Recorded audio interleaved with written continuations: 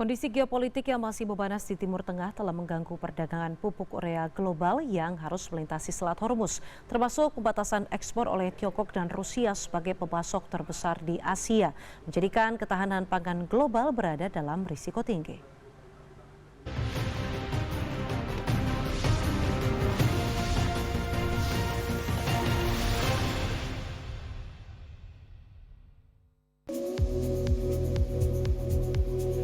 Dalam kondisi krisis keamanan dunia berkaitan dengan situasi memanas yang masih terjadi di kawasan Timur Tengah, berdampak sistemik di segala aspek kehidupan, baik skala regional maupun global. Selain krisis energi yang sudah terjadi di berbagai negara, krisis ketahanan pangan juga menjadi salah satu kekhawatiran karena secara langsung berpengaruh pada distribusi bahan baku, bahan penunjang di sektor pangan atau pertanian, produksi, distribusi produk, termasuk pada akses pangan itu sendiri. 30% atau hampir sepertiga penyaluran pupuk urea didistribusikan melewati Selat Hormuz yang pada akhirnya kondisi pasokan pupuk urea ke seluruh dunia pun mengalami kendala akibat kondisi geopolitik di kawasan tersebut. Hal ini pula yang menjadi salah satu poin utama yang disampaikan oleh Wakil Menteri Pertanian Sudaryono dalam Argus Fertilizer Asia Conference 2026 Rabu pagi di Nusa Dua, Bali. Namun sebagai salah satu produsen pupuk terbesar di dunia, Indonesia dapat berperan untuk menjadi penyeimbang, sekaligus mendapatkan benefit dari kebutuhan impor mendesak atas negara-negara yang masih tergantung pada impor pupuk tersebut. Saat ini Indonesia produksi sekitar 14,5 sampai 15 juta ton setiap tahun, dan kita pakai untuk petani kita.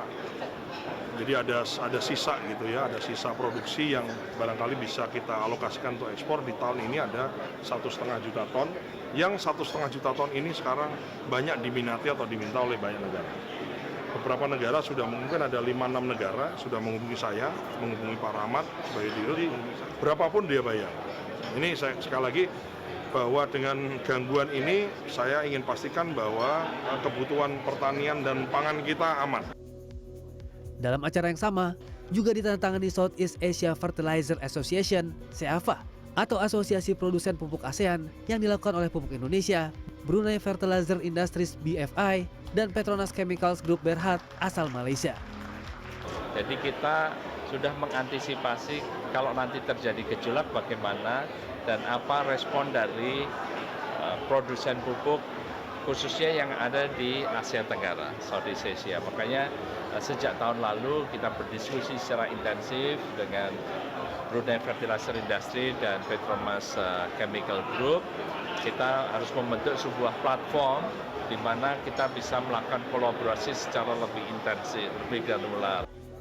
Platform ini diharapkan tidak hanya untuk berbagi sumber daya, tapi juga informasi dan pengetahuan di antara pemain kunci di kawasan. Selain itu agar bisa memiliki rantai pasokan pupuk yang berkelanjutan serta kokoh demi ketahanan pangan di kawasan ASEAN khususnya. What is important for the industry is to have sharing of the best practices to make sure that our employees are working in a safe environment. Our contribution to the future decarbonization is done on the same level playing field. You may imagine that this is a multi-billion investment which would take place whenever we start to talk sustainability again. PT Pupuk Indonesia turut mendukung ketahanan pangan domestik.